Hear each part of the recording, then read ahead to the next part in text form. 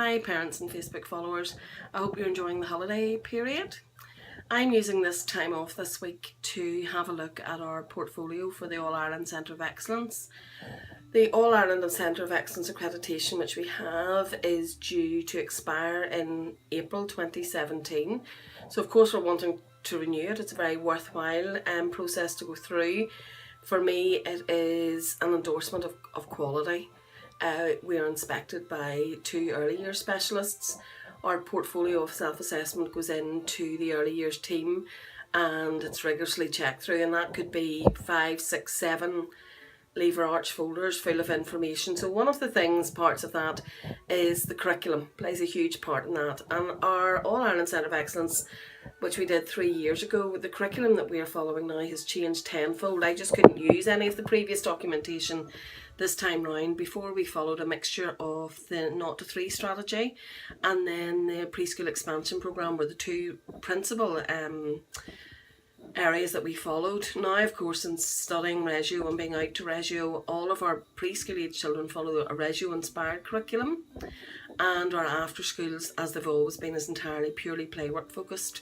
So we're putting a line through what we've done before in terms of the paperwork for that and starting again. And one of the things that I've done, and I've written it really I suppose for part of staff planning in the new year, and something which we already do and take very seriously in Sleepy Hollow, is demonstrating respect in Sleepy Hollow, the 3 R's of caring for children and young people. So over the next 3 days I just wanted to share with you a little bit about our ethos and what the 3 R's are. The first one is quite simply respect. Respect is shown by staff when they treat young people in their care similar to how they want to be treated themselves. If we declare respect as an educational value, and this comes from Rinaldini in 2001, then we need to consider both the personal and professional basis for this decision. So that's a golden rule of care. For example, if we were taking a young baby out to get their nappy changed, it would have been a routine before. It would have been a routine. Of course we would have lifted the child and we would have gone, let's go and get your nappy changed. Now we use that time as a real opportunity for dialogue. It's a group care setting. We're taking the children out. There could be maybe 2 or 3 other people in the nappy changing area, and it would be an ideal time maybe for a staff member to have a chat with another staff member while they're both doing a task. And now our focus is entirely on, of course we'll engage with other staff members there, but we will talk the children through the process. We'll talk to them.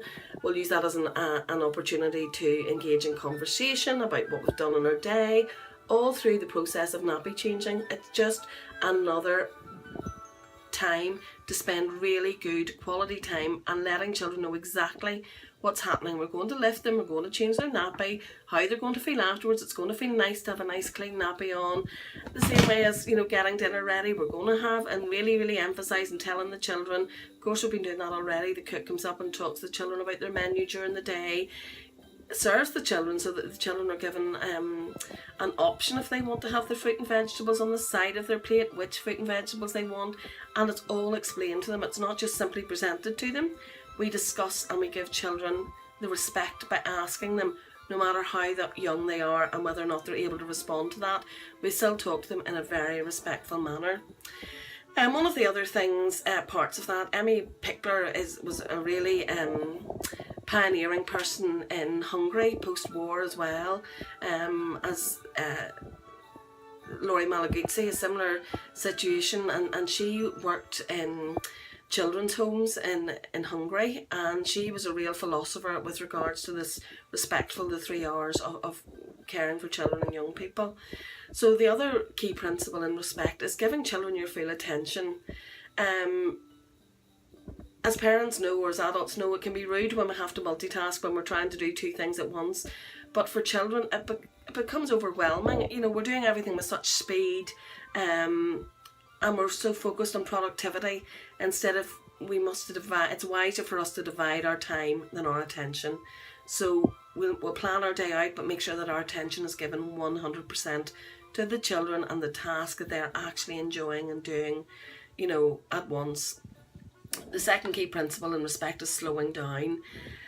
As we whisk baby through tasks and they're jumping from one activity or one room to the next, it can create a sense of turmoil.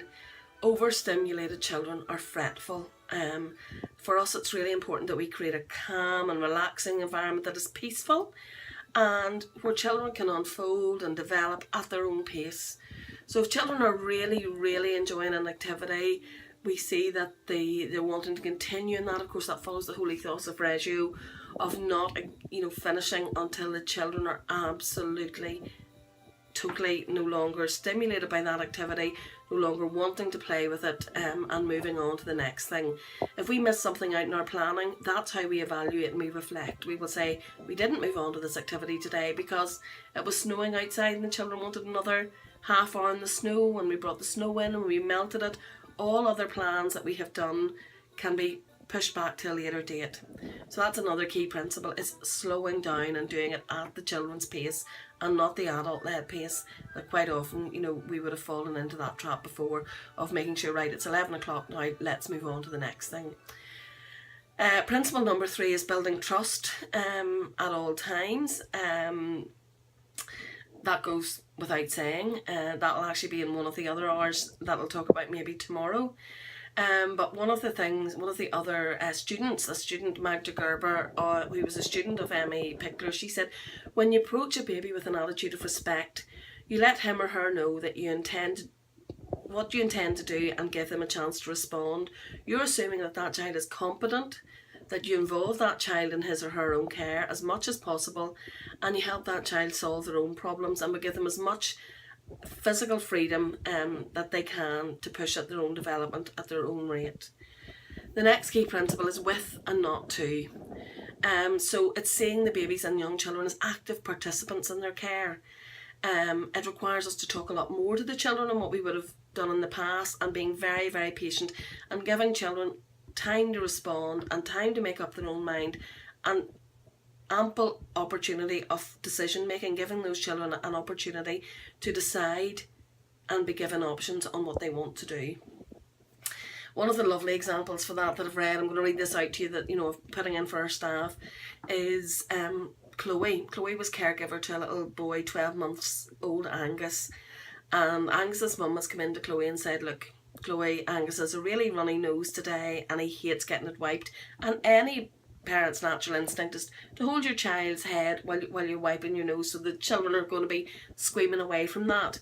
And one of the lovely examples that we saw in a video in some training that I went to was children are going to go into lockdown when you do that, and it was lovely. Chloe was able then to take the tissue in her hand and present it to Angus. And as 12 months old and children knew that, the nose was running, Angus gently put his hand down towards the tissue and it was wiped very, very freely. Now that takes time, and that's not something that's done overnight, but it's like talking to children about catching their coughs and things like that. It's something that we just learn through respectful practice, so that we're not forcefully wiping a child's nose, not that we would ever forcefully do it or have done it in the past, but holding when children are screaming away. It's all about that learning with respect, and children will then learn to put their nose forward into the tissue themselves without it being a struggle. So just thought that was a lovely little example. The other key principle is never putting children and babies into positions that they can't get into them by themselves. One of my pet peeves, as staff will know, was seeing children in high chairs doing activities. Now, high chairs have their place, of course they do. I mean, we use high chairs for feeding children, and I don't like to come in our nursery and see, maybe 2 or 3 children lined up in a row being fed. I just think it looks very, very clinical, and we want to create a home-from-home atmosphere. So where possible, where children can sit upright by themselves, we might use bumbos on the floor. In our Bambini room, you'll see they've got a little round table, and they're with very, very low level seating, so the children can come to no harm, if they're literally an inch or 2 off the ground, so that if children come off those, it's a very, very safe environment, but the children don't feel closed in any longer than is necessary. And we would never be doing any art and craft activities or anything like that in a high chair. So it's really important that children, we wouldn't prop them up if they're not ready to sit up. Children will move more freely at their own pace. So if they're not ready to sit up, we're not doing them any good physically, but by propping them up in a seated position. children will be able to keep those positions whenever their body tells them they're able to do that. So it's providing lots of floor space to roll around, and there's so much art and craft that you can do on the floor. That's what it's there for in nursery. That's the beauty of doing it. You know, our floors can all be cleaned, and so learning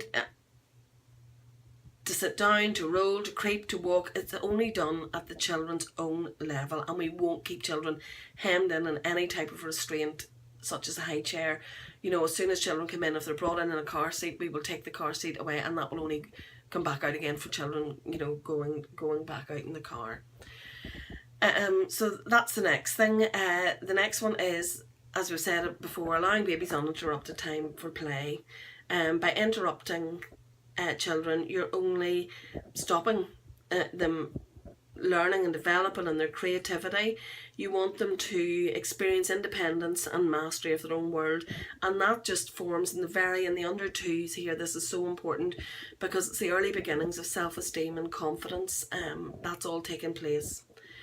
And the last one that I'm going to talk about today is babies and young children. I'm talking a lot about the under twos here where they can't verbally communicate. It's so much easier whenever children talk because there's a mutual respect that you're listening and you're engaging and whatever.